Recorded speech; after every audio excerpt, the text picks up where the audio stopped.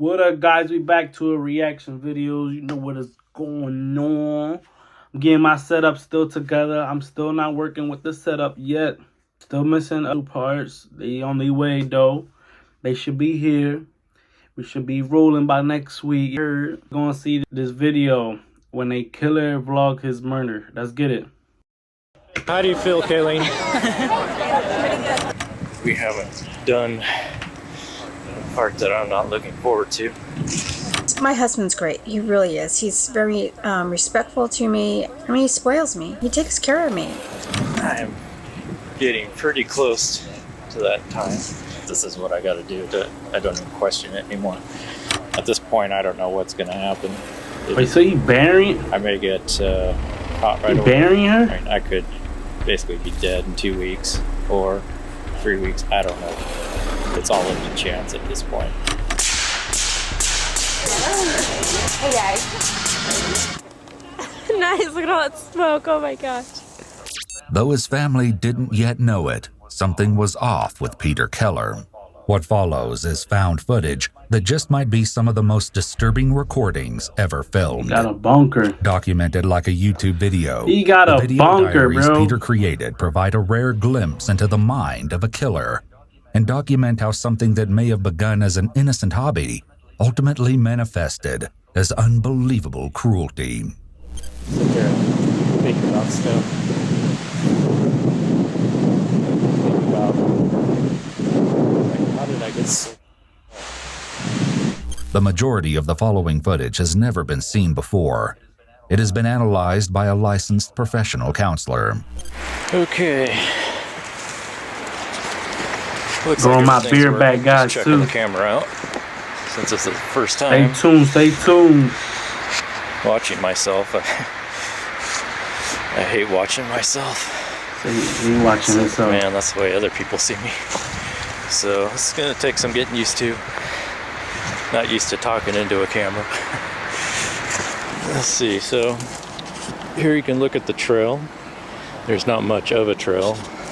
I try to keep it as hidden as I can, so other people will stay off of it, which has worked so far. It's pretty far out, so nobody's been up here yet. I usually come up with between a 30 and 40 pound pack. Every time I bring a load of something up, I'm actually starting to get a lot up here. Try to make it as easy as I can during the transition time. So far I've got a bed, blow-up bed, mattress, with blankets and pillows and clothes and stuff to keep me comfortable. So we'll see how long I last doing this. I don't know. Just what exactly Peter was doing in North Bend, Washington isn't yet clear. It's incredibly rare to have self-recorded footage of a killer, and is especially interesting in this case because the scope of Peter's chilling plans could hardly be imagined from the casual conversations he has with the camera. Basically come up here on the weekends. Why the heck he vlogging though? On a Friday, weekday, whenever the weather permits, or depending on what I'm doing. I don't get it. At least once a week. And I tend to stay up here for about, well, with travel time, probably around 9 hours a day. Or each time, which is a long time. When he wasn't traversing the wilderness with his camera and dog, 41-year-old Peter was also a father and a husband. Hey Daddy. Okay, I got this face. Because you guys won't let me take that many pictures. He and his wife Lynette had an 18-year-old daughter named Kayleen, and the three appeared to be a normal, happy family. Are you videotaping her? Yep. Let's do a lot of videotape and then I just cut all the junk out. However, Peter's mysterious project in the woods would eventually take a terrible toll on his day-to-day life. Kayleen. That's weird though. Real weird. Alright, so how do you feel, Kayleen? No more high school, yay! Feel different? Does she look like my sister? You don't feel different? You got a new life ahead of you. No more freaking school. Well, high school. Yeah, you got till tomorrow to get your stuff out of the house. So. No. She's living with us forever. Sorry, Carson. Forever. Kayleen graduated high school just a few months after her father started recording his video diaries and was on track to start at Bellevue College in the fall. In addition to her interest in environmental preservation and gaming technology, she also appears to have shared her father's interest in cameras and dabbled in the hobby of videotaping as well. Can you take a picture of me and sell me on eBay? What are you doing? He's trying to sell himself on eBay, what? Come on, talk. Lynette also sometimes used the camera to film videos she uploaded to YouTube. Hi everyone. My little puppy's looking outside. Okay, I got a lot of stuff to show you guys that I'm going to put in my store. I'm so excited. This is bag 2. And I have so much Oh, so she do YouTube too. Products in here. I want to first show you, look at Dino. He just got a haircut a couple days ago. My husband was like, he's looking too scruffy. I am a very shy person, and doing these videos really helps me open myself, because I figured if somebody doesn't want to watch it, then don't watch it. I'm not forcing you to. So these videos really help, and he really helped me. While Peter worked to refurbish computers, Lynette struggled with medical issues and as a result wasn't able to work full-time.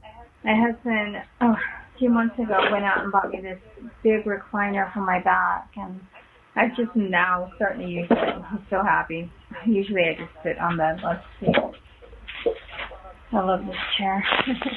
He's here, he's supporting me, he takes care of me. Even though I can't go back to work and I'm home in pain all the time, he gave me my scrapbooking room with my dream come true. She made and sold custom paper flowers and shared her scrapbooking hobby in local fairs to bolster the family's income. W. Oh my gosh, I'm so excited. Pretty much this is my anniversary. W for that, you heard? I'm so thankful that my husband was able to give me that so I could stock up on She's grinding. She's grinding. That's always W. You Even heard? my husband W. was looking at this and was just like, oh my gosh, look at the detail. From an outside perspective, it appeared that although the family faced challenges, they were sticking together and making things work. But as later events would reveal, all wasn't going as well as it appeared. You can watch me open this thing. This thing's always so heavy, but works good. This impressive structure, affectionately nicknamed Camp Keller, was what kept Peter occupied in the woods for so long. Disguised as part of the hillside, the only thing that might give its presence away is a temporary tarp stretched over part of the roof, but Peter took care to conceal that with brush. This is something I wanted to do probably since I was a teenager, to make a home underground somewhere so I didn't have to live around people. One of my projects today is to take all this wood that I've cut up recently and stack it up, pull it down, so if somebody stumbles out here, it not as noticeable. It's just now I have the means and I'm able to actually pay for it. I've spent a lot of money on this so far, thousands of dollars. Thousands more on guns and other stuff, other hardware I'm going to need. Everything I can think of. The bunker was a shocking feat of engineering, considering all of Peter's supplies were either gathered from the forest around him or carried in from his house, which was about an hour's hike away. This is kind of an outside look. My wood pile on this side.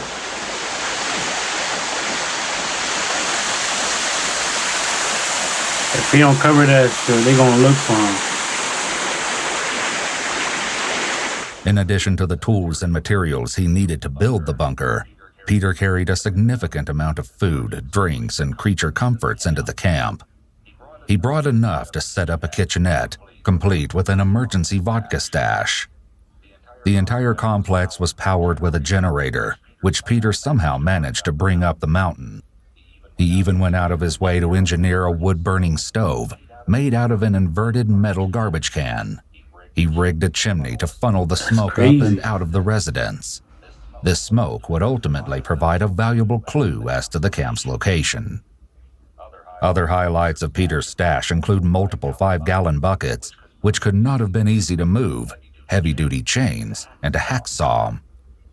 But as impressive as the wilderness construction may be, the question remains as to why Peter built it in the first place.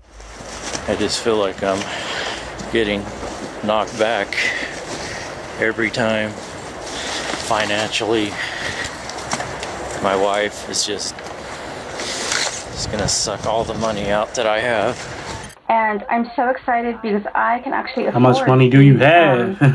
These deals. My husband, he gave me some money to go in here, so I'm like so excited. All right, I'm getting ready to move one of these big beams in. This thing is pretty heavy. It's soaked with water, which makes them very heavy. Makes it a real.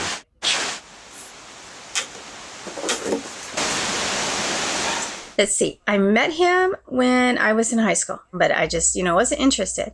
And then I met him again, and he was so sweet. We became like best friends. He said one of these days he wanted to get married and have kids, and he asked me what I wanted. And I said, I don't want to get married. So then my sister, we were getting along at the time, she really liked him, and she said, well, you got to just, you're going to regret it if you don't. So I was like, okay.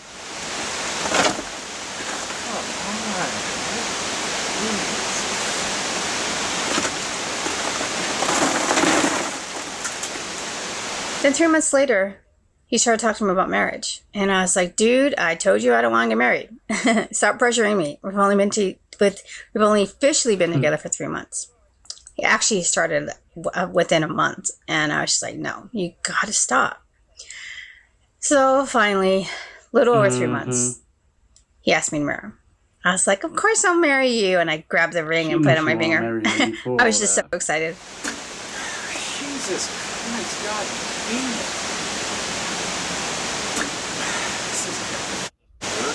That's my story of my husband, who is my husband, who's the love of my life. At this point, I don't know what's going to happen. I may get caught right away. I mean, I could basically be dead in 2 weeks or 3 weeks. I don't know. It's all up to chance at this point. So I don't think anyone knows where I'm at. But if they put it together, why he recorded at this point I have to take that chance. So it's just going to be a point of, go as far as I can. I do have my escape, and that's death. And I'm okay with that. So I'm getting to the point where just trying to live and pay bills and live as a civilian and go to work.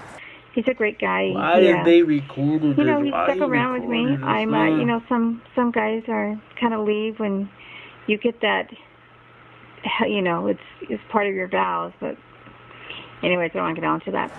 It just freaks me out. It's actually more comfortable for me to think about living out here, robbing banks, pharmacies, just taking what I want for as long as I can.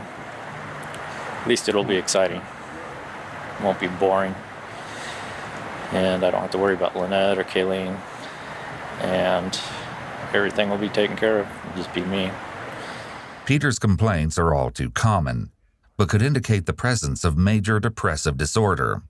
Additionally, Peter is doing a lot of fidgeting in this video, signifying that despite what he's saying out loud, his thoughts might be giving him a lot of anxiety. Perhaps this stems from the fact that, as some of Peter's cryptic comments hint, there's a much darker aspect to his fantasy than he lets on. I wanted to get a video log in because we haven't done part that I'm not looking forward to. I'm getting pretty close to that time.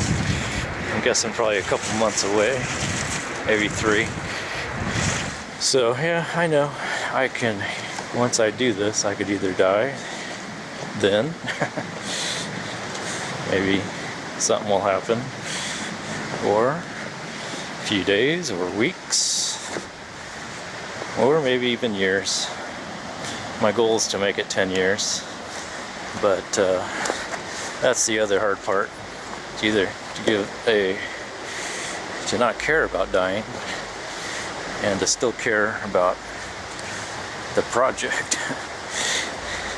Peter's comment that he wants to survive for 10 years out in the woods complicates an already strange situation even further.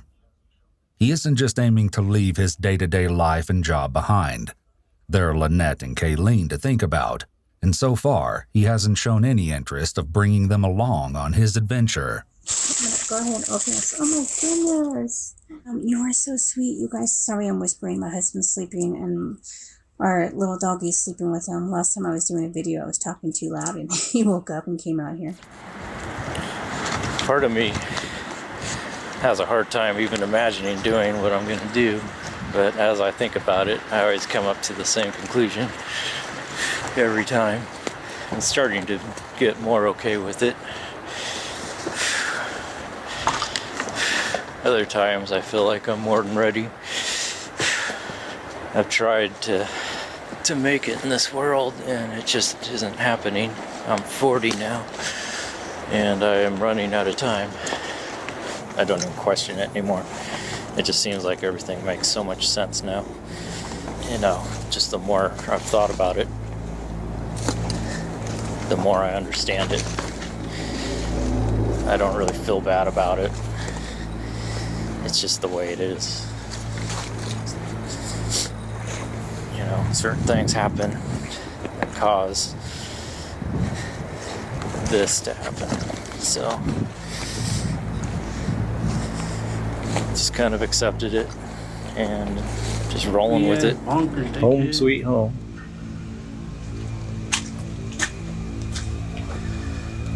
Got the lantern going so you can see a little bit, not a lot. So where you sleep at?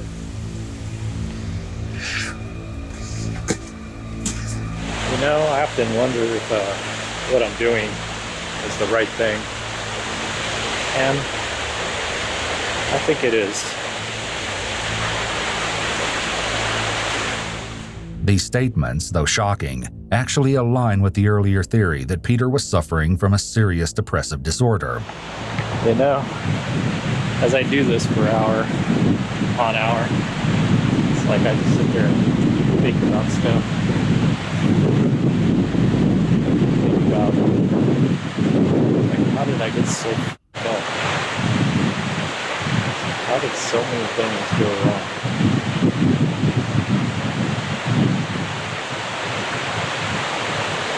I don't think it's all my fault. I think it's more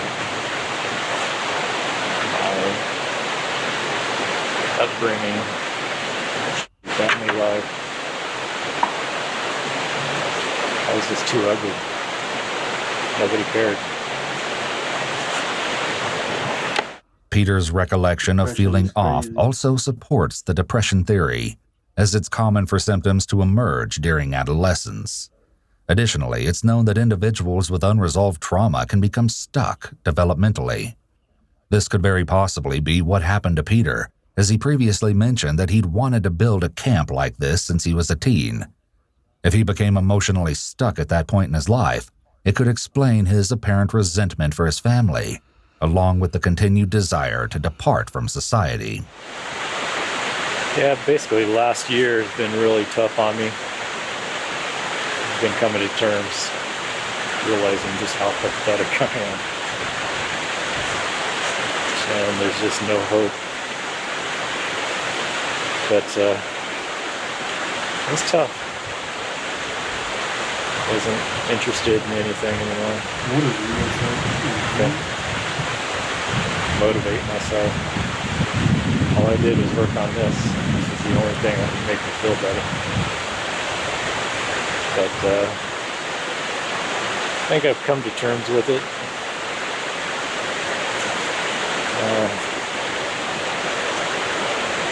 Starting to feel better now. I'm not quite sure why exactly. If it's just that I'm getting this further along, or maybe I've just come to terms with what I am, my situation, and kind of working through it. You know, I've tried. I always keep going back to the same person I am.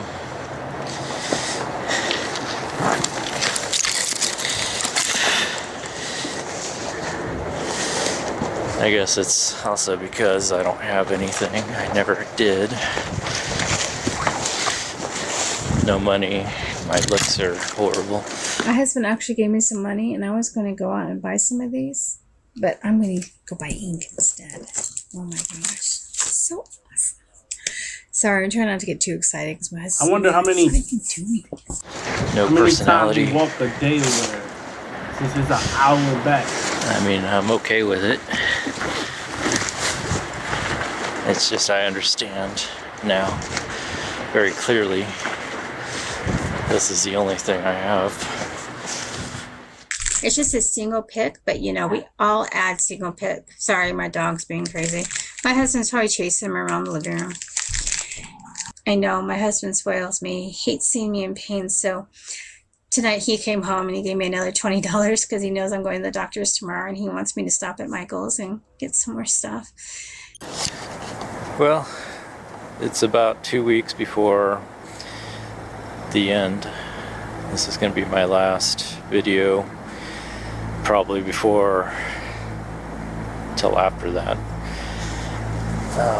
That's terrible. I wanted to give some items for my mom and some other items, but I just want to show you the Dino. Sorry, my husband's home. Dino. Well, it's about 2 weeks before I finally drop out of society and start this project.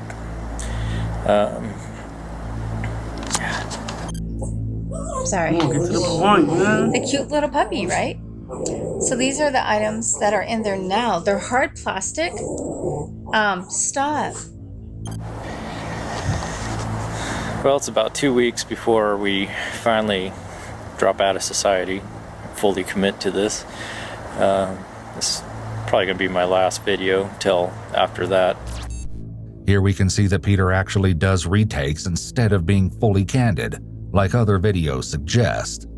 This, along with the comments he's made about his appearance, seem to indicate that Peter cares deeply about how people view him.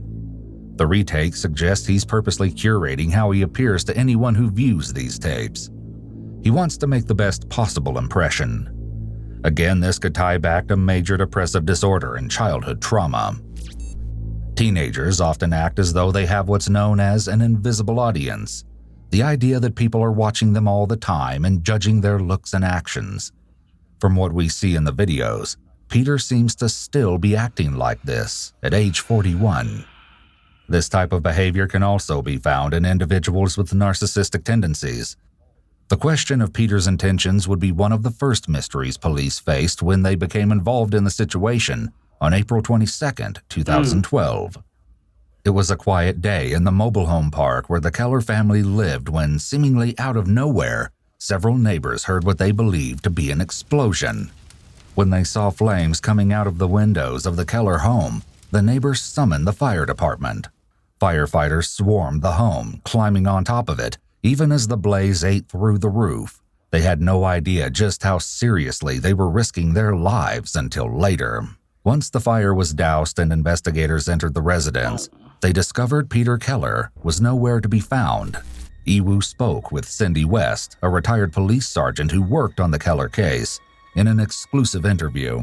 I was actually the public information officer, and I think it was a weekend, because I was actually heading out of town and I got the phone call. So I turned around, came back into town, and arrived up there in North Bend, and then the investigation started there. And as the investigation went on, it just snowballed from what the heck happened to, wow, this is bigger than I think anybody thought at the start.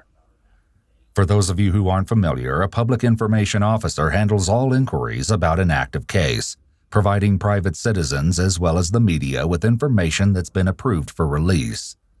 As such, Cindy was intimately familiar with the inner workings of the Keller case. 5-5. The day of the fire, tracking down Peter became the police's highest priority. In just a few hours, they located his vehicle parked downtown. The keys were left inside, but there was no evidence as to where he might have gone. When they entered his workplace to ask where Peter might be, all his co-workers could offer was that Peter had already left for the day and had stated that he might be back tomorrow, next week, or possibly never. Police also discovered that Peter had recently withdrawn $6,200 from the family bank account. Everything suggested that Peter was either in danger, running, or both. For now, police had no idea where he could be hiding. But they weren't clueless for long. Police got lucky when searching Peter's home and unearthed a hard drive containing Peter's video diaries.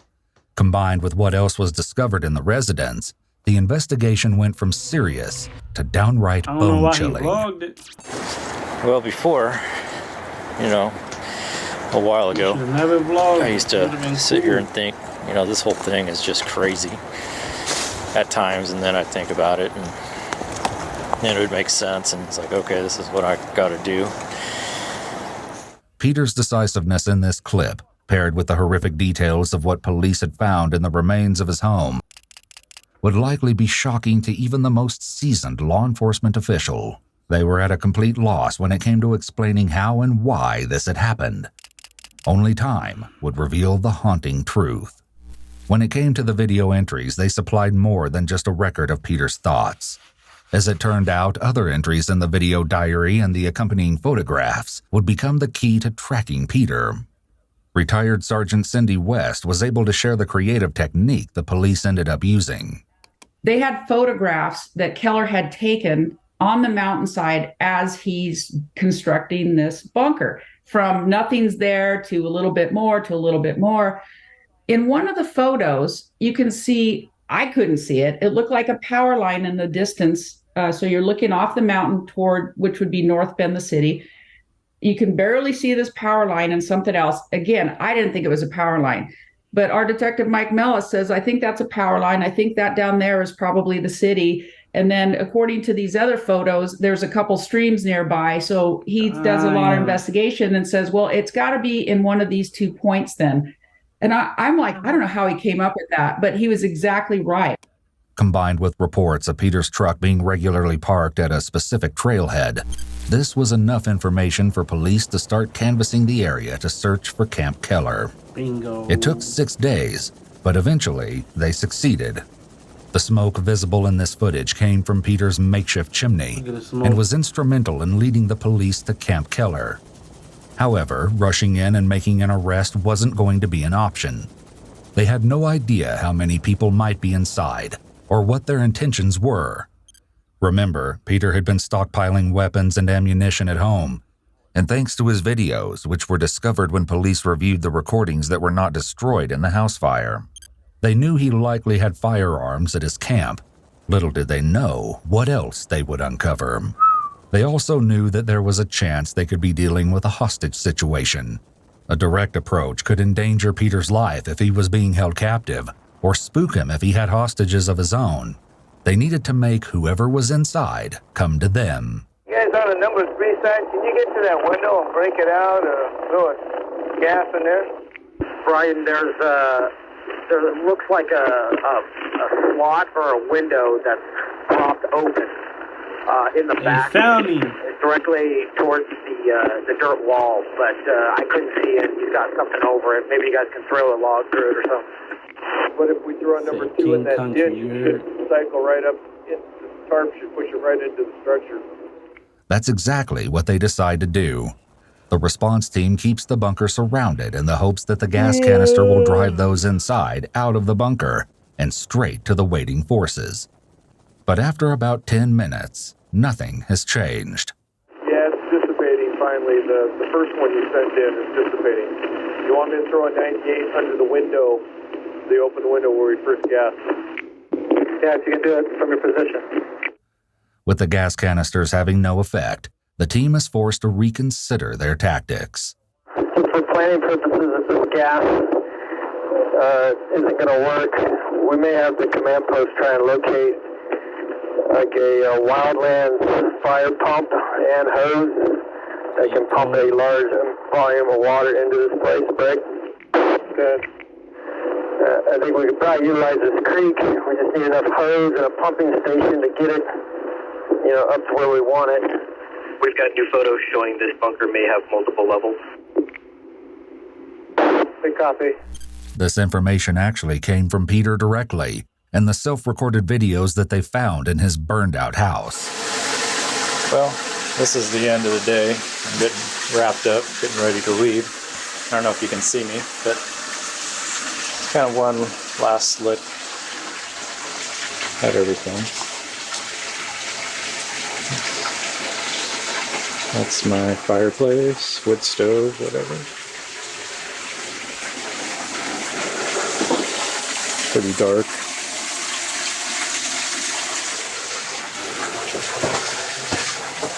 Now we're going upstairs.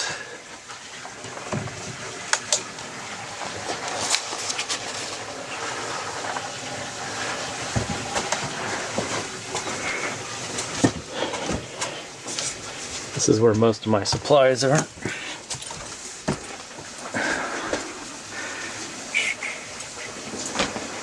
what I'm saying.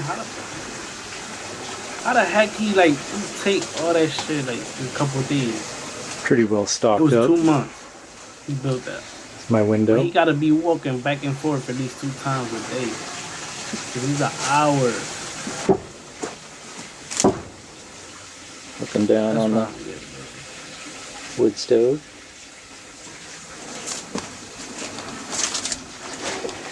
And that pretty much wraps it up for the day. Shit. Finally, police resorted to throwing a grenade towards the bunker. When even an actual explosion failed to get results, police knew that they would have to be the ones to approach. After a full day of besieging the bunker, they decided to break through the roof. You might be wondering why a house fire investigation demanded such an extensive response. As a matter of fact, it didn't. After assessing the situation, investigators concluded that they were dealing with arson, but that would all change when they made their way into the home and stumbled upon a disturbing discovery. It wasn't a subtle attempt either. The remains of a red gas can were found melted onto the stove, where it had been placed in a skillet to heat up until it ignited. Police found several other gas cans throughout the residence, boxes of ammunition, and a homemade explosive device. Investigators could only assume it was meant to be triggered by the fire in order to destroy the house and everything inside. Had the fire team arrived just a few moments later, it could have gone off while they were on the roof, potentially costing them their lives. Police believed that this evidence was meant to be destroyed in the fire, along with the video diaries, but those items were hardly the most shocking thing they discovered. There were 2 bodies in the bedroom of the Keller home, untouched by the fire. Tragically, the bodies were identified to be those of Lynette and Kayleen Keller. That's what I wonder. They had both been shot in the head. Damn. It was fucking white in his door.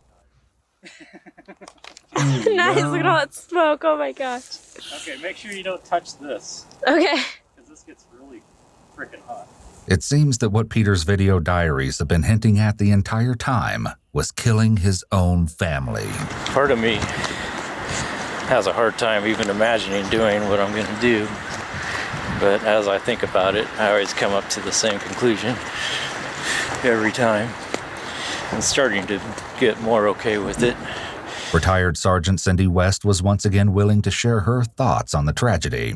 I don't think either of them knew it was coming. Again, based on the conversations that we had with friends of both of them, it sounded like he was a loving, great husband.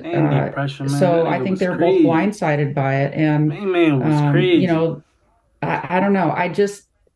This case just racks my brain.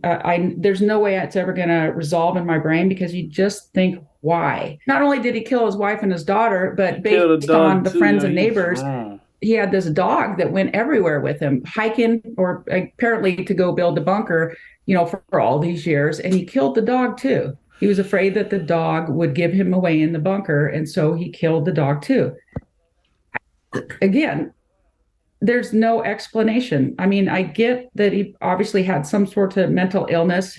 Dipstick wasn't hitting the oil with him, but it just makes you shake your head. I've seen a lot of stuff in my career, a lot of bad things. You just shake your head about, sometimes when things happen. But this case really, really got to me. Cindy shared with us what happened when police finally made entry into Camp Keller. And what they find inside the bunker is even more shocking than anyone expected. When our TAC 30, aka SWAT guys, discover the bunker, of course, they surround it and make sure everybody's safe, let everybody know what's going on before they hail to him saying, hey, come on out with your hands up, yada, yada, all that. And it was just a short time after they initially tried to make contact with him that they heard a pop. So they didn't know, did he have an accidental discharge? Was it something else? They didn't know. When the walls of Camp Keller were finally breached, police discovered that Peter had stayed true to his word and ended his life when faced with capture, soon after the police surrounded his stronghold. Perhaps this was Peter's only intention all along. He wanted to achieve this teenage fantasy of living out underground in the woods before he died. But he had no end game other than his own death. Well, the fact that he was found was significant. We were worried what he might do to somebody else. If he's, brazen enough to kill his wife and his daughter, then what's he going to do to somebody else? But I think there was a sense of relief that it was over, that he had been not apprehended, but that he was finished with his crime spree, that nobody else got hurt. There was so much potential for injuries to citizens and all the officers involved that it was definitely a sense of relief. The camp was turned over to King County Department of Natural Resources, who eventually destroyed the bunker. Peter's cash hoard was donated to a memorial scholarship established in memory of Lynette and Kayleen. If you want me to keep doing videos like this, keep liking the video.